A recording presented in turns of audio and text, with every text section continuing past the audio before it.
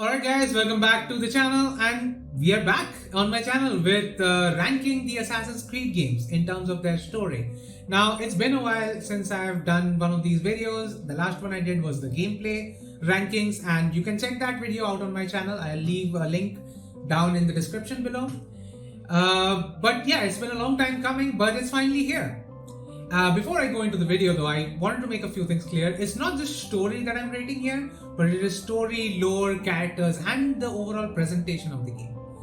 All of these, in my opinion, are huge factors in determining whether or not I actually like these stories. And another thing that I wanted to talk about here is that this is very much a subjective video, because stories can speak differently to different people. I would love to say that I am the leading authority in objectively analyzing stories, but I am not a story writer. I'm not a writer in general. Hell, I'm not really even a creative person. So all that said, this is going to be a very subjective video, but I will try my best to objectively state why I find problems or why I find some stories to be better than others. I will try my best, and I hope you guys can forgive me for that. And also, before I get started with the video, there's another thing that I wanted to address because it's very important. Thank you guys for subscribing to my channel. I have reached 352 subscribers. Actually, that was when I last checked it. I haven't checked it in an hour, so maybe it's even higher than that. But I've reached 352 subscribers, and honestly, this amount of support I'm getting is just excellent. Guys, thank you guys for subscribing to my channel. I never expected to get to this position, and now suddenly I am here, and I love you guys for that. And I hope I can keep you entertained, because it's a two-way street, right? You subscribe to my channel, I keep you entertained. That's how it goes. So yeah, without any further ado, let's just get on with the video. Now at number 12, I have Assassin's Creed Rogue. And honestly, when I first played this game, I enjoyed it. I liked the game, I liked that the story was focusing on the Templars. But on my subsequent playthroughs, and especially when I really started to think about it, it really started to fall apart for me. And that was because, honestly, when you really look into the story, they didn't do anything groundbreaking here. All they did was, instead of, the Templars being bad and the Assassins being good, it was Templar good, Assassin bad, that's it. Like, there are things that the Assassins are doing in this game which honestly kind of piss me off. Like, I'm not a big Assassin guy. I am more of a Templar guy myself.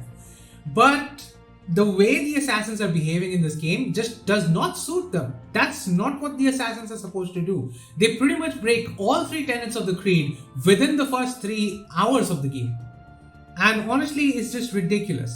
Like, it's not the story that I wanted it to be. I wanted it to explore the grey area, where yes, the Templars are not right, but neither are the Assassins. They are two orders that are fighting for the same goal in very different ways and with very different vision of how the world should be. That is what I wanted this game to focus on, not the generic story that we got. In terms of lore, honestly, it doesn't add much. In my opinion, it adds very, very little. So yeah, I ranked it 10th overall in the Assassin's Creed games. You can see all the rankings at the end of the video. In terms of characters, it has the weakest cast in all of the games. Like seriously, I cannot think of a single Assassin's Creed game with a worse cast than this one. Our protagonist Shay is good. It is not a bad protagonist. He is a good protagonist. It's just that the characters surrounding him just don't behave in a proper way. For example, Achilles is in this game, as is Adewale. They just behave like an alternate dimension bad guy version of themselves. Sometimes they just don't make any sense. Like, they saw what happened. After that, that should have taken some toll on them. They just didn't. And even though Haytham Kenway is in the game and he's as good as ever, like seriously, Haytham Kenway, one of the best characters, if not the best character in this series. I really like the character, but even he can't save this cast. In terms of presentation, it follows Black Flag pretty much closely. It's slightly worse in terms of slightly worse character models, but that's more because it was sort of a smaller brother to Black Flag rather than it being a proper game of its own. So yeah, overall presentation is close to what Black Flag was, so it's good enough, I guess. So there's that. So yeah, it's in the 12th spot. Now we move on to the 11th place, which is Assassin's Creed Odyssey. Now I said I will try to be as objective as I can, and I'll try to explain objectively exactly the problems I have with the stories. And with Odyssey, my problem is the story doesn't make any goddamn sense. And yes, before any of the Odyssey fans come to defend this, guys, I'm not talking about it going an RPG style. I'm not talking about the stupid gender choice. I'm talking about it literally breaking the lore. Alexios showing up in the modern day is literally breaking the lore because Alexios does not exist. That's a guy that doesn't exist in the modern day. He should never show up in the modern day. Now, if you are not someone who is really involved with the lore of this franchise, maybe this story spoke to you in a way it didn't to me. But this story just doesn't make sense to me. There is so much in this story that just is poor. The writing is exceptionally poor in this story. And I'm not comparing this to the other games in the franchise. No. I'm comparing it to the Odyssey novel. If you guys really want to know the potential that Odyssey had in its story, go read the novel. And I guarantee you, it will make you more mad at this game. I can guarantee you that.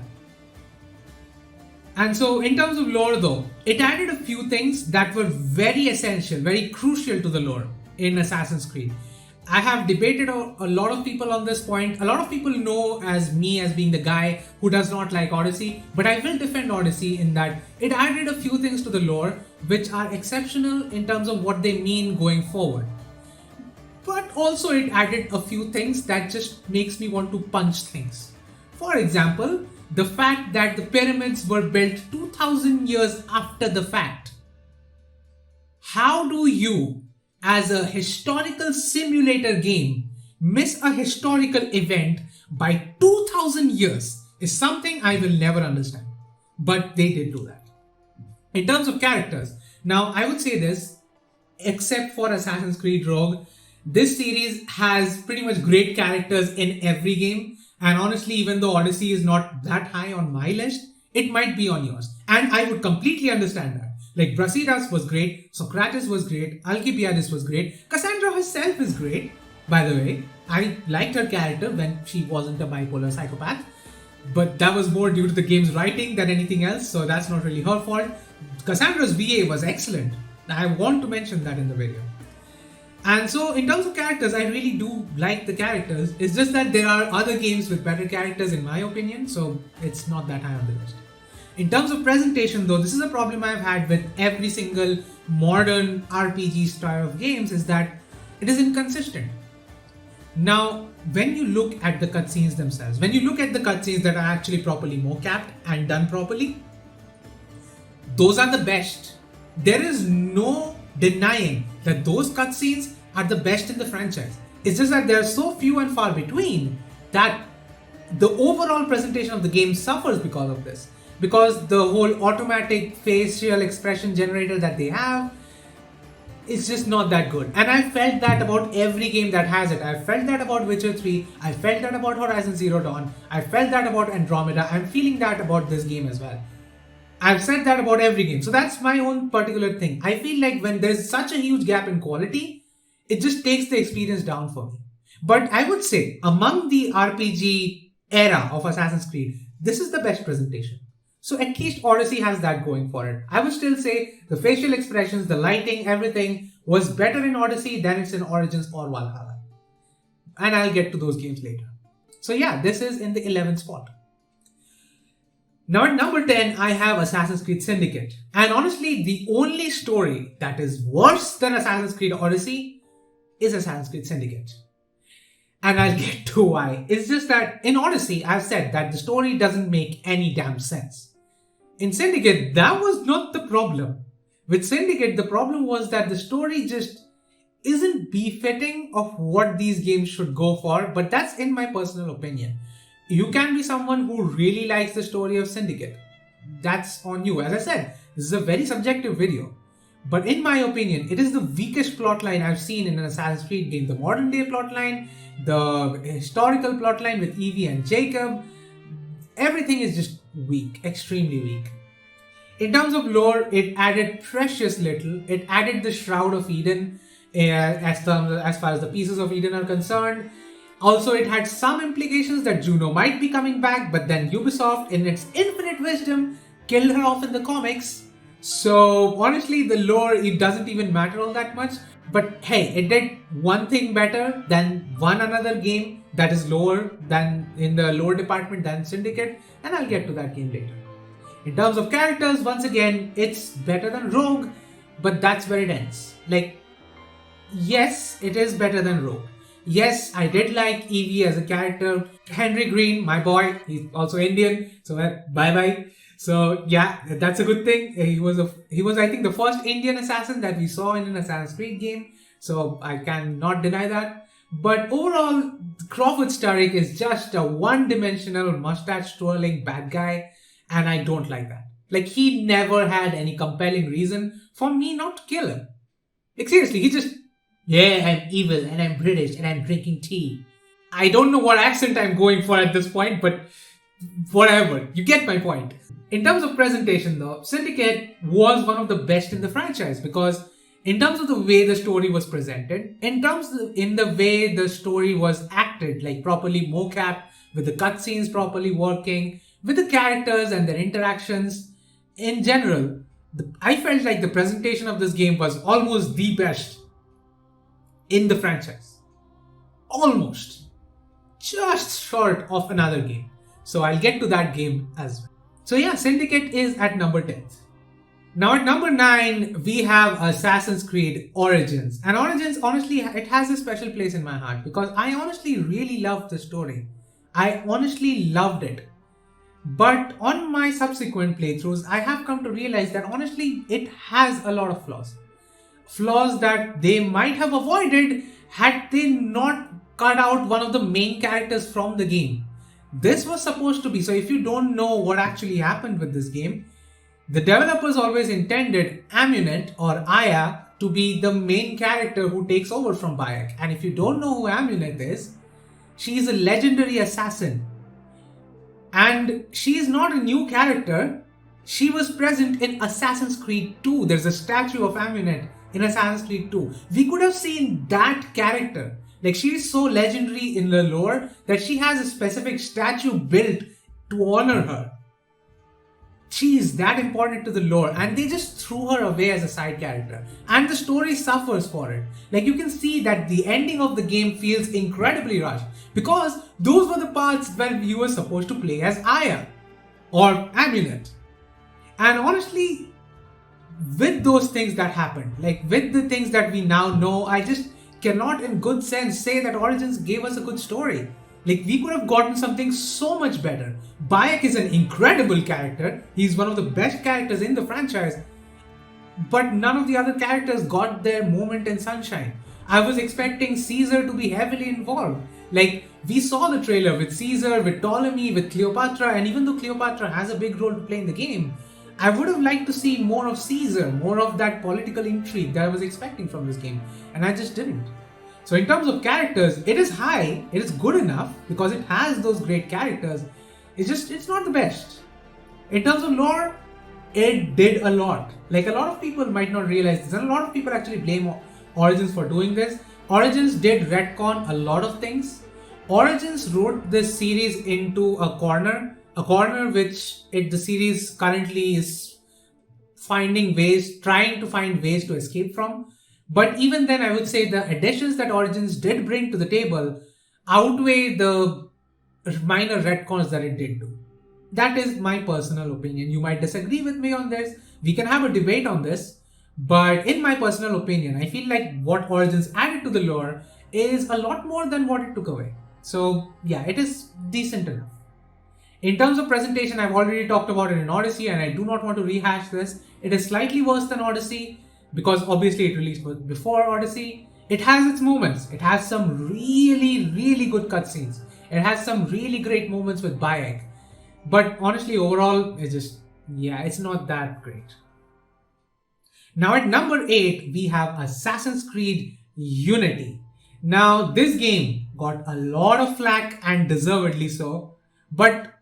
And I would say sometimes it is unjustified, but some of the points that people have made against Unity, that the story is weak and the lore just isn't there and the characters being weak, are all true in my personal opinion. Like, the story in Unity could have been something brilliant, but it isn't. Like, they spent too much time on Elise and Arno who are not bad characters on their own right. Like Elise is a very interesting character, as is Arno in my opinion. It's not a problem with either of those characters. It's just that the whole romantic relationship thing, it ain't for me. Look, I don't really like romantic stories. Like, yes, sometimes I do watch Bollywood movies. Sometimes I do watch some anime that have romance in them. I'm not going to deny that. But I still am not a fan of romantic stories. I feel like this could have been a really good way to show that both these orders are fractured. Like, there were parts separating from both the Assassin Brotherhood and the Templar Order. So it was really a way to show that, and to be fair, they did show that. It's just that they focus so much on this love story and so much on Arno and Elise that it kind of takes away from that point. And I really don't like that. In terms of the characters though, it has good characters, I can't deny. It has decent characters. Probably not better than Odyssey Origins or even maybe Valhalla, but it has good characters. I cannot deny that, and I won't deny that. But in terms of lore though, I said that there is one game that is even worse in terms of lore than Syndicate, and that is Unity. Like, the whole point of this game simply doesn't exist. Like, when you finish the game, it's just a big slap in your face if you were expecting any sort of consequence. Like, you start off the game and you are like, oh, we are looking for these sages, and I won't spoil what sages are because it's an important thing in Assassin's Creed, but you're looking for these sages and you want to do this, then that, and turns out that Arno had already solved your problem hundreds of years before you even started looking into his memories. Like, there was no reason whatsoever for us to experience this story. What a middle finger right in our face. That is excellent. So yeah. In terms of presentation though, I said there is one game that is better than Syndicate, and I feel like the presentation of Unity is the best in the franchise. Now, I know the memes. I know you guys are already going to link me to some pictures where the faces are missing. Guys, those are bugs. And can we just let bugs be bugs? Let's be honest and let's look at the actual presentation. The cutscenes in this game, the way the lighting works, the way the faces are rendered, like everything, the animations, they are excellent. The presentation in this game is truly special, and I would really appreciate if Ubisoft put that much effort in their other titles, like the modern RPG era. Like, to be fair, even as I said, the modern RPG era has some good cutscenes, but this one is just, every cutscene is excellent and the level of quality is brilliant.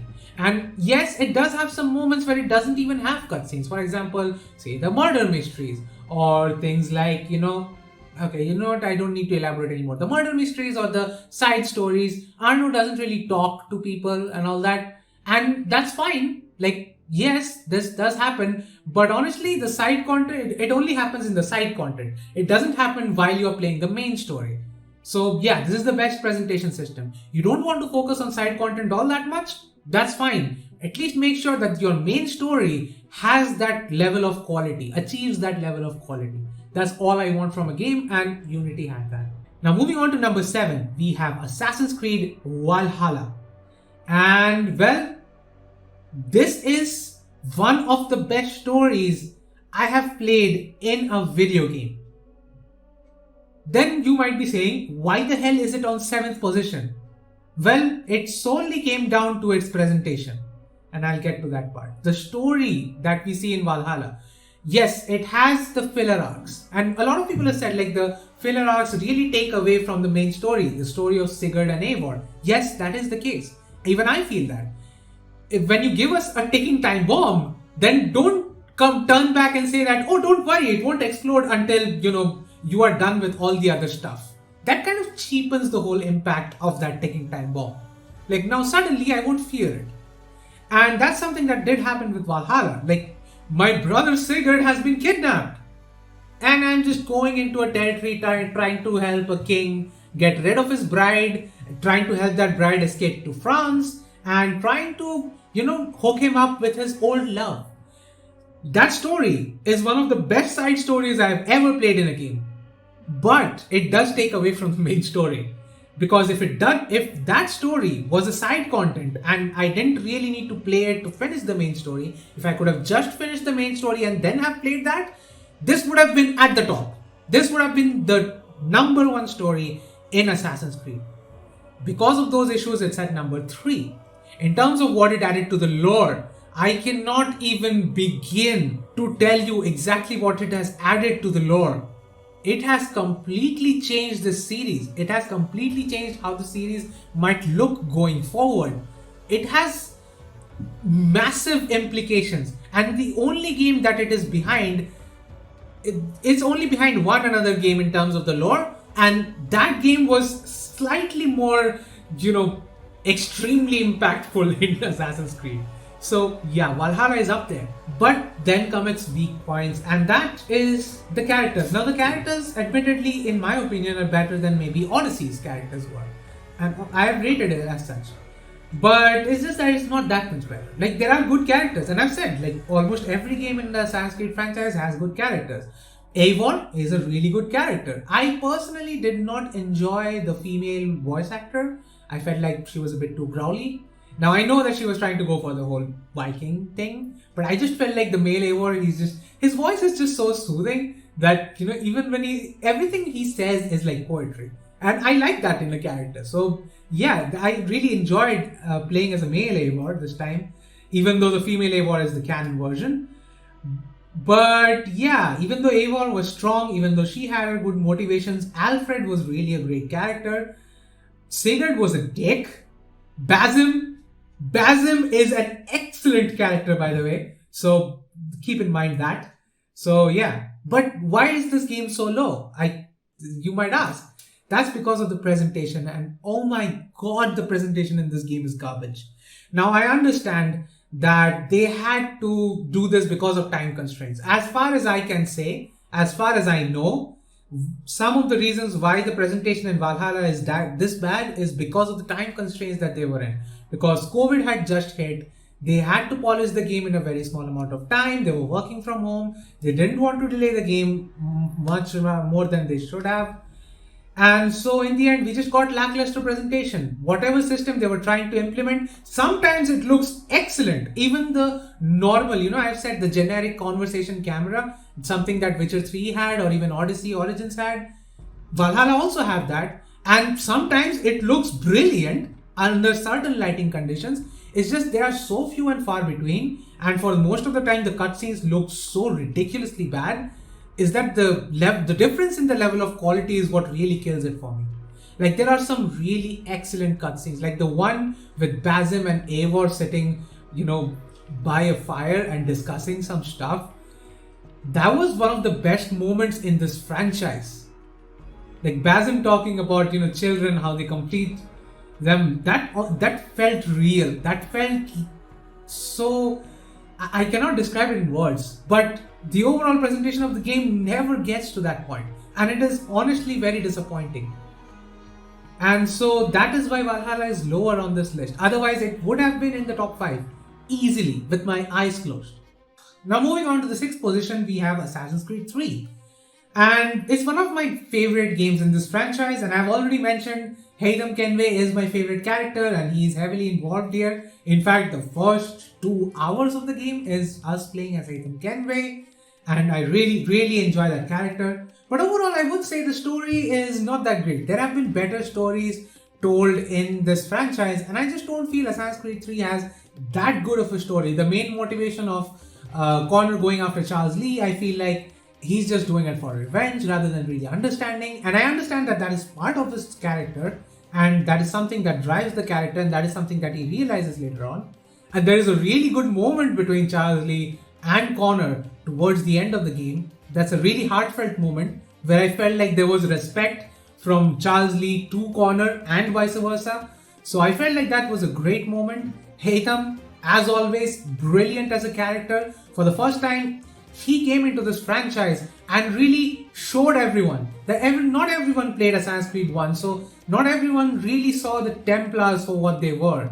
And suddenly, this guy comes in and he shows everyone that, hey, we aren't that bad. We also want the same things, just in a different way. And maybe we could be even right. So yeah, Haytham Kenway did do that. But in terms of lore, okay, I ranked this kind of low in terms of lore, even though a lot of shit happened. But I would say this, a lot of it becomes inconsequential in the later games.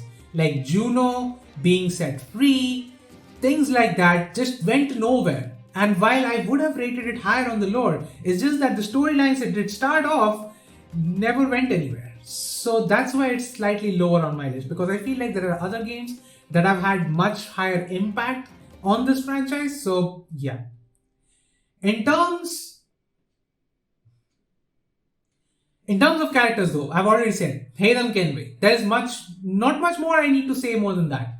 I also felt Connor was a good character. Like, he understands something. And honestly, you know what? If they had kept Connor's speech in the game, I would have actually increased this character rating higher up still. Because that speech by Connor really made his character connect with me. Because yes, I still don't agree with Connor. I still don't. I feel like Connor is wrong about this. But I can understand his perspective because of that speech. Because of that speech, I can see that, you know what, maybe he has a point. And you know what, maybe he should pursue his point. So yeah, Connor was a good character. In terms of presentation, this was actually really good. Like, yes, the remaster kind of is a bit dodgy with its facial animations and the lighting and stuff. But especially when Assassin's Creed 3 first came out, and when I'm talking about presentation, I'm not just talking about graphics, I'm also talking about the way the cutscenes are acted and stuff like that. So, Assassin's Creed 3, in my opinion, it has really good presentation.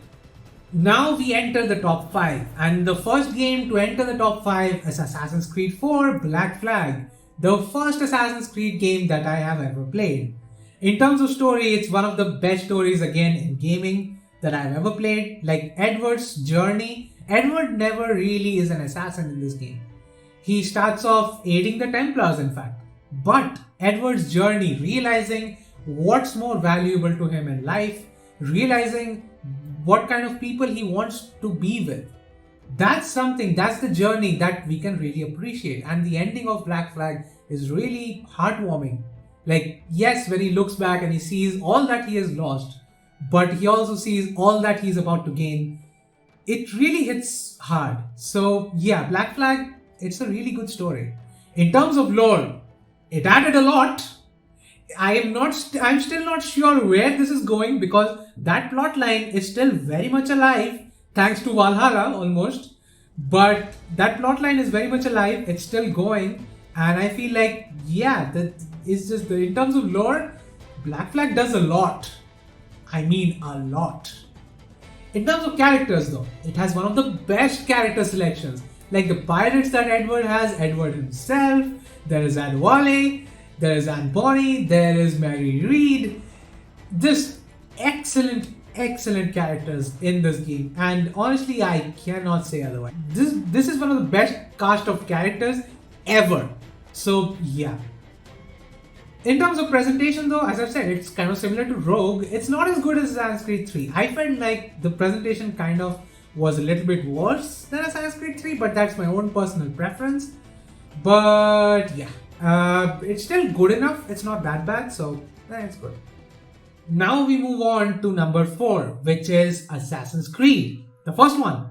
Now in terms of story, I feel like Assassin's Creed set up the franchise perfectly. Like, it explained everything that we needed to know in terms of Desmond being kidnapped by the Templars, then him being forced into an animus, us viewing the memories of Altair being disgraced after his frankly reckless nature in the temple, and then, you know, him trying to get his honor back, so he's being sent to kill 9 targets.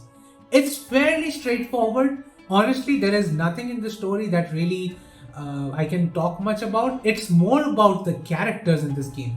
In terms of story, in terms of lore, yes, it did start everything off, so it deserves its place in the lore department.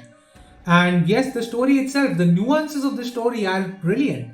Even though the story itself doesn't have that much to say, but the standout in this game are the characters. And now, if you have never played the first Assassin's Creed game, I cannot recommend this game enough for you.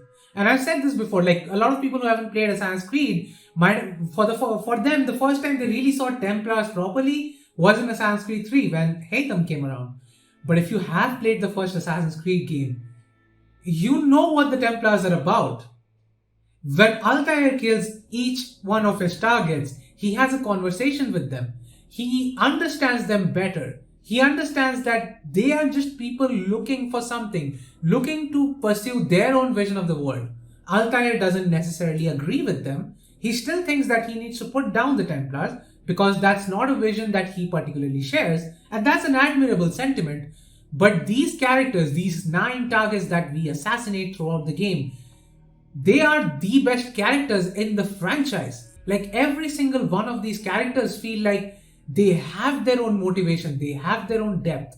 Even though we don't see them for long on the screen, they just captivated me in a way that most of the other characters in this franchise didn't. And so, yeah, it deserves that space. But in terms of presentation though, it really is showing its age now. Like, there are no cutscenes whatsoever. Mostly they are just normal conversation cameras like we have now. Actually, that's a great point. We have those cameras again back in Valhalla. So that should tell you how bad Valhalla's presentation is that when I compare it to a game from 2007.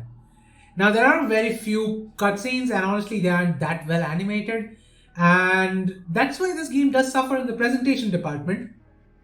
But my god, the characters and the interactions with said characters, it just takes this game above anything else for me. Like, for me, Assassin's Creed really is one of the best games that I have ever played, maybe even the best. And this is one of the main reasons why. So yeah, it deserves its spot here. Now we move on to the top 3. And holy hell, is that much of a surprise that the last 3 games are all in the Ezio trilogy. So at number 3, I have Assassin's Creed 2. And in terms of story, it is one of the best stories I have ever played. Like, yes, Ezio's journey. We see Ezio right from the moment he was born. There is intrigue in the modern day. Like, we don't know what's going to happen. We are looking for this prophet. Then we find out who the prophet is. We go into the temple. We have our minds fucking blown, along with Desmond, because he also pretty much has the same reaction as me. The story is ridiculously packed in this game. And almost every single moment you look at Ezio's journey, you look at how he changes from that brash young man to still being a very reckless young man, but understanding what he needs to do. In this game, I've said this about a lot of games in this franchise, that the Templars and Assassins need to have respect for each other. And in this game, we saw that respect. When Rodrigo Borgia is being told by the other allies, like, oh, the Parsi were idiots, they got taken out by some kid, he's like, shut up, that kid is killed. He got here because he is exceptionally talented and he has worked on his talent. And I love that moment, because at that point, we can see that he appreciates what the assassin is going for. He respects Ezio in terms of the talent that he possesses. He doesn't agree with Ezio, hell, he's still trying to kill him, but he acknowledges that talent, and that is something that they need to do. Because these two orders, at the end of the day, they are fighting for the same thing, so we need that level of respect. In terms of lore, I just told you, this thing is packed. Like, yes, it isn't as high as some of the other games, but it is packed. And so, yeah, can't really say much else. In terms of characters, it has Ezio, it has Leonardo, Claudia Auditore, Mario Auditore. This has Rodrigo Borgia. Just excellent characters all the way through. Like, almost every character that you meet in this game, they are great. So yeah. In terms of presentation, it is getting old now. I still feel like it is better than whatever the hell the modern RPG games are doing. Like, yes, it doesn't look as good. Obviously, it's a 9-year-old game at this point. But it is still good enough. No, not 9, it is 11 years old at this point. So yeah, it's still good enough for what it is. And the presentation itself, really good. Now we move on to number 2, and that is Assassin's Creed Brotherhood. Now, admittedly, in my personal opinion, the story of Brotherhood doesn't quite come close to the story of Assassin's Creed 2. It's just that after the whole, like, mindfuck that was Assassin's Creed 2, Brotherhood has its own twists and turns. It just never really reaches that level. Like, that level is incredibly hard to reach, so no offense to Brotherhood there. In terms of lore, it actually adds a lot more than Assassin's Creed 2 did. So it deserves that spot. In terms of characters, it has all the characters from Assassin's Creed 2, and now it has even better ones. So it is slightly higher than Assassin's Creed 2 in that regard. And presentation also was slightly better because yes, it did come out later after Assassin's Creed 2, and they did improve the visuals, the facial expressions, things like that were improved. So yeah, overall Brotherhood is a better story experience than Assassin's Creed 2. And also, let's not forget the modern day plot, like Desmond along with Lucy. That was a really good dynamic with Sean and Rebecca alongside. They were the best sidekicks you could ask for. Now we move on to what is the best story in Assassin's Creed, and that is Assassin's Creed Revelations. Now I said that there is one game that is above Valhalla and Assassin's Creed 2 in terms of story. I said there is one game that had more impact than Valhalla did in terms of its lore, and that game is Revelations. This game is so special and it holds such a huge place in my heart.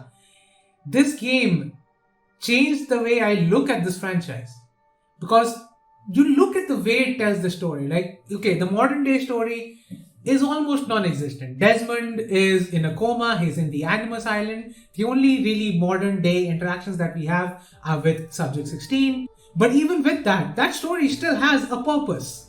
That story is intertwined with Ezio's story, with Altair's story. Ezio's story itself is intertwined with Altair's story. Ezio is following in his footsteps, trying to find that hidden library, trying to find that knowledge, trying to understand what the assassins are all about, what this fight is all about. He's trying to find his place in this fight. Ezio's character is getting older now, and he is getting wiser with that old age.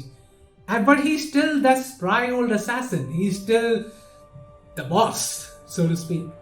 And along with that, the stories that we saw from Altair, was seeing Altair, seeing that old man struggling at the end of his life, struggling to get into that vault in the end. It just really brings out something in me that I don't really want to talk about that much. I really enjoyed this story more than almost anything else in this franchise. In terms of characters though, it really has some great characters. Yes, a lot of the characters did get replaced from Brotherhood and Assassin's Creed 2. We got Yusuf Tazim. He was a great character. In terms of presentation, it's the best in the Ezio trilogy. Obviously, it was the latest in the Ezio trilogy, so it made significant improvements to the engines, to the facial expressions and stuff. So yeah, overall, this is the best this franchise had to offer in terms of its story. So guys, that's the end of this video. If you want to see the full ranking list, it should be on your screen right now. Pause it, look at all the rankings that I've given per game, and you will see some rather shocking ones as well. So yeah, after you have done that, let's go ahead, and if you like this video, then press that like button and do subscribe to my channel for more content. And I would also like to know, what do you guys think? What is your ranking list? Like, what do you think that I said that you disagree with or you agree with? Let me know down in the comments below. Once again guys, thank you guys for subscribing to my channel. It is really special right now. This time is really good for me, and I hope I can keep you entertained. And all that said, I will leave you guys in peace.